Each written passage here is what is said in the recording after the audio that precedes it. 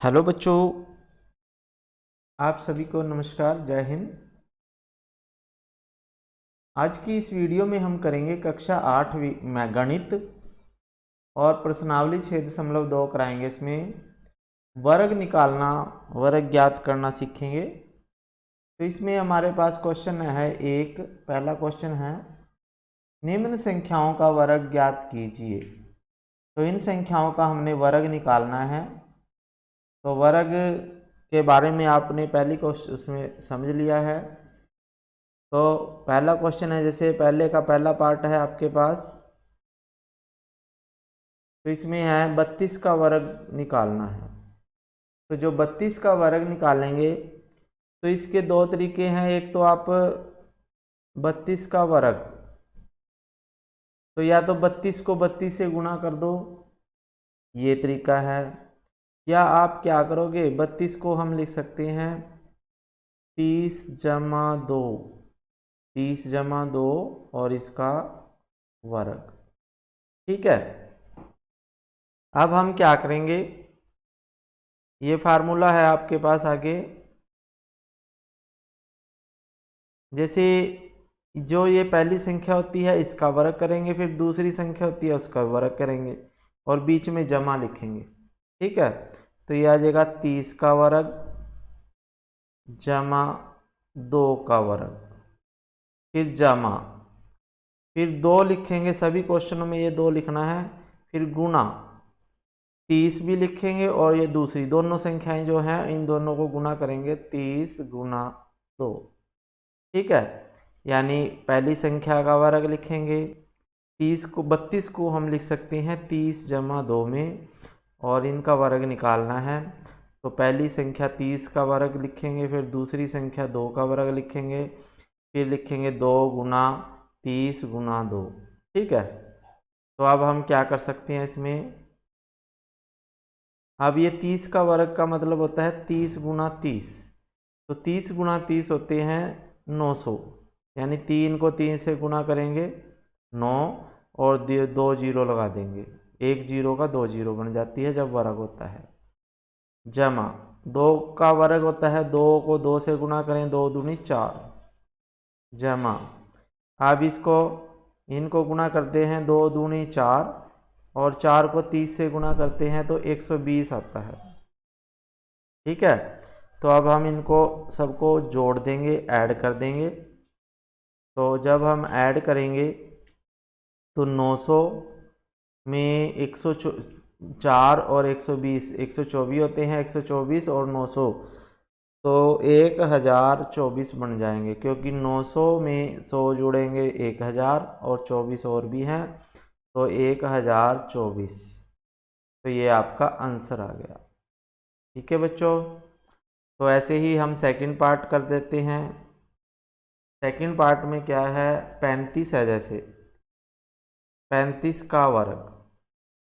तो जब भी इस तरह के अक्षर आएंगे आपके पास जिनके लास्ट में 5 हो, तो आपने क्या करना है, जैसे 25 है, 15 है, 35 है, तो आपने क्या करना है, लास्ट में तो आपने 25 लिखना है सभी के। ठीक है, 25 लिख दिया। अब उसके बाद क्या करेंगे, इसके आगे अक्षर आएंगे तो लास्ट में क्या लिखना है, 25, यानी पंजू पंजा 25 लिख दिया। फिर 3 में एक और बढ़ा देंगे, 3 में जो पहला अक्षर होगा ना तो उसमें एक बढ़ा के 4 लिख देंगे, और 4 को 3 से गुणा करेंगे, 4 3 कितना होता है 12, तो हम 12 लिख देंगे। तो यही इसका वर्ग आंसर आ जाएगा। ठीक है, 25 का वर्ग का आंसर है 1225। ठीक है बच्चों। तो ऐसे ही आप दूसरे भी क्वेश्चन कर सकते हो जिसमें लास्ट में 5 हो, तो आपने लास्ट में 25 लगाना है, और जो पहला अक्षर है उसको एक बढ़ा के उन दोनों को गुणा कर दो, तो ये आपका आंसर आ जाएगा। फिर आपके पास थर्ड क्वेश्चन है, इसी का थर्ड पार्ट है, तीसरा। तो तीसरे पार्ट में क्या है, 86 से गुणा करना है। इससे 86 से, तो हम क्या करेंगे, 86 को वैसे ही कर लेते हैं। अब 86 को हम लिख सकते हैं, कैसे करें, इसमें हम 80 जमा 6 लिख देते हैं, इसका वर्ग कर लेते हैं। तो 80 का वर्ग, ठीक है, जमा 6 का वर्ग, जमा फिर ये 2 जैसे हमने लगाया था 2 यहीं लगाना है, फिर ये पहली संख्या 80 लिखनी है और गुना दूसरी संख्या करनी 6। ठीक है, तो अब हम क्या करेंगे, 80 का वर्ग होता है 8 को 8 से गुना करेंगे, 8 8 64, और ये 0 1 है, इसकी 2 0 बन जाएंगी। जैसे यहाँ 1 0 की 2 0 बन गई थी, 3 को 3 से किया 9 हो गया था।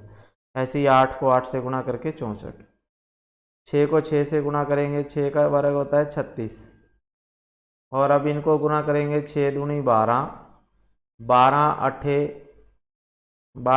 कितना होता है, 12 8 96 होते हैं, और 1 0 ये। तो इन तीनों को जब गुना करेंगे तो ये आ जाएगा। अब इन तीनों सभी को हमने जोड़ देना है, तो आपका आंसर ये आएगा आपके पास, यहाँ 6 आ जाएगा, फिर 6 और 3 9, और 9 और 4 13, और 6 और 1 7। तो ये आपका आंसर आ जाएगा, ये है 86 का वर्ग, 86 का वर्ग। ठीक है, इसी तरह आपने 93 का करना है। तो चौथे पार्ट में 93 का कैसे करेंगे, तो इसमें देखिए आगे 93 का वर्ग है, ये 93 को लिख दिया 90 जमा 3 का वर्ग। ठीक है, 90 जमा 3 लिख दिया 93 को। तो 90 को का वर्ग यानी इसका वर्ग पहली संख्या का, फिर दूसरी संख्या का वर्ग 3 का वर्ग, फिर जमा, फिर 2 गुना 90 गुना 3। तो 90 का वर्ग होता है 9 को 9 से गुना करेंगे 81, और 1 0 की 2 0 हो जाएगी। 3 को 3 से गुना करेंगे 9, 3 3 9, फिर इन सबको गुना करेंगे तो 540 आ जाएगा। फिर इन सबको जोड़ के ये आ जाएगा, तो ये आ जाएगा 93 का वर्ग। ठीक है, 8659। फिर उसके बाद आपके पास 71 है, 71 का वर्ग क्या होगा, 70 जमा 1 लिख देंगे 71 को, तो 70 का वर्ग, ठीक है, जमा 1 का वर्ग, जमा 2 गुना 70 गुना 1। सभी सवालों में ऐसे ही करना है आपने। फिर उसके बाद ये है 49 जमा 100, ये 70 का वर्ग हो गया 49, 7 7 49 2 0। फिर 1 का वर्ग 1 होता है, और फिर इनको गुना करेंगे 140, तो इन सबको जोड़ के 50 यानी 5041 का वर्ग आ गया 7100 का। ठीक है, तो लास्ट 46 रह गया है, जो उसका वर्ग आपने खुद निकालना है। ठीक है बच्चों, तो ये क्वेश्चन आपके लिए छोड़ देता हूँ 46 के लिए। अब हम करेंगे क्वेश्चन नंबर 2। तो क्वेश्चन नंबर 2 करने से पहले मैं आपको पाइथागोरस त्रिक के बारे में बताऊंगा, क्योंकि पाइथागोरस त्रिक निकालना है हमने। तो पाइथागोरस त्रिक जो होता है, इसमें जैसे हमारे पास 3 संख्याओं का समूह होता है, जैसे 3 है 4 है 5 है। अब जो पहली 2 संख्याएं हैं 3 और 4, तो 3 का वर्ग और 4 का वर्ग जब हम जोड़ते हैं तो 5 का वर्ग बन जाता है वो 25 के बराबर। यानी पहली 2 संख्याओं का वर्ग का योग तीसरी संख्या के वर्ग के योग के बराबर होगा, तो इसे हम पाइथागोरस त्रिक कहते हैं। ऐसे ही 6 8 और 10 भी एक पाइथागोरस त्रिक है। ठीक है, तो क्योंकि 6 का वर्ग और 8 का वर्ग जो होता है 100 होता है, और 100 जो होता है वो 10 का वर्ग हो जाता है। ठीक है, तो ये पाइथागोरस त्रिक होता है, 3 संख्याओं का समूह। त्रिक का मतलब 3 संख्याओं का समूह होता है। तो ये संख्याएं जो होती हैं इस रूप में हो सकती हैं, जैसे 2m है। ठीक है, यहाँ पे देखिए जो ये संख्याएं हैं, तो ये पाइथागोरस त्रिक जो है एक फार्मूला बन जाता है, ये 2m minus m square minus 1 और m स्क्वायर प्लस 1। तो ये बातें ये आपको याद होनी चाहिए, ये फार्मूला है। तो ये 3 संख्याएं कोई भी हो सकती है, m का कोई भी मान हम यहाँ रखेंगे तो पाइथागोरस त्रिक हम यहाँ से निकाल सकते हैं।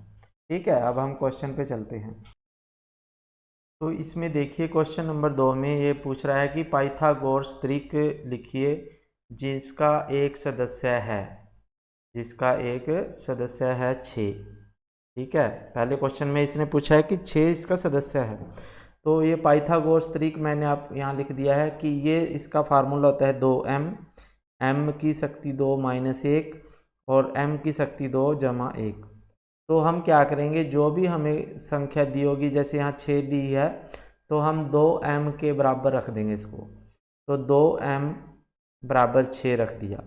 तो यहाँ से m का मान निकाल लेंगे। तो m का मान आ जाएगा 2 गुना m बराबर 6 है, तो 2 इसके नीचे भाग हो जाएगा, क्योंकि इधर गुना है तो बराबर से पर उधर जाके भाग हो जाता है, तो ये 6 भाग 2 हो जाएगा। फिर जब 6 को 2 से भाग देंगे तो 3 आ जाएगा। तो m का मान कितना आ गया, 3। अब हम m का मान इन तीनों में रखेंगे।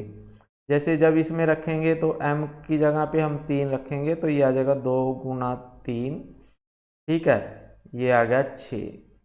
और फिर दूसरी संख्या क्या आ जाएगी, m स्क्वायर माइनस 1। m की जगह पे 3 रखेंगे तो 3 का वर्ग माइनस 1। तो 3 का वर्ग माइनस 3 का वर्ग क्या होता है, 3 3 9, 9 में से गया 8। ठीक है, और तीसरी संख्या आ जाएगी m की शक्ति 2 जमा 1। तो इसमें आ जाएगी आपके पास m की शक्ति 2 कितना होता है, यानी 3 की शक्ति 2 जमा 1। तो 3 की शक्ति 2 है, 3 गुना 3, 3 3 9 जमा 1 10। तो हमारे पास त्रिक आ गया 6, 8 और 10।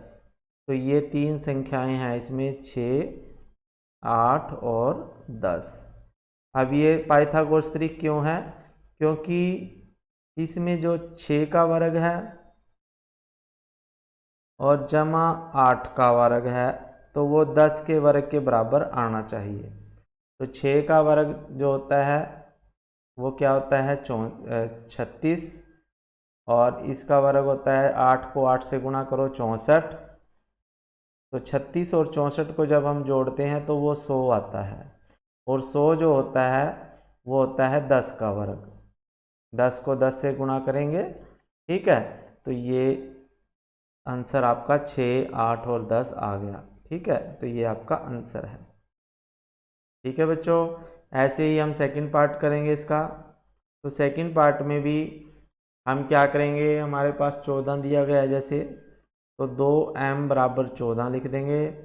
यहाँ से m बराबर आ जाएगा 14 को 2 से भाग देंगे तो 7 आ जाएगा। ठीक है, अब इस m को यहाँ रखेंगे, तो 2m तो 14 है ही, तो ये तो 14 हो जाएगा 2m। 2m बराबर 14 हो गया। एक तो ये हो गया त्रिक। दूसरा हो जाएगा m की जगह 7 लिखेंगे, तो 7 को 7 से गुणा करेंगे, 7 का वर्ग माइनस 1, यानी 7 7 49 माइनस 1 48। और तीसरी संख्या होगी, इससे 2 ज़्यादा हो जाती है वैसे, जैसे यहाँ पे 8 था, यहाँ 10 हो गया था, तो यहाँ 48 है तो यहाँ 50 हो जाएगा, यानी 2 ज़्यादा आएगा। चाहे इसमें m को 7 रख दो, 7 7 49 जमा 1 50। ठीक है, तो ये त्रिक आ गया हमारे पास 14, 48 और 50। अब हम देख लेते हैं कि क्या 14 का वर्ग जमा 48 का वर्ग जो है वो 50 के वर्ग के बराबर आना चाहिए। ठीक है, अब 14 का वर्ग होता है जो, वो होता है 196। क्या होता है, 196। ठीक है, जमा 48 का वर्ग होता है, जब 48 को 48 से गुणा करेंगे तो ये आ जाएगा 2304। तो जब हम इन दोनों को जोड़ेंगे तो ये आएगा आपके पास 2500 के बराबर, और जो 2500 होता है वो इसका वर्ग होता है। तो इसलिए हमारा त्रिक आ गया है ये 14, 48 और 50। ठीक है, तो ये आपका आंसर आ गया सेकंड क्वेश्चन का। ऐसे ही थर्ड क्वेश्चन करेंगे। तो थर्ड क्वेश्चन, और उसमें भी आपने 2m बराबर 14 रखना है, 16 रखना है। ठीक है, तो उसमें जो त्रिक है इसी तरह से करना है आपने।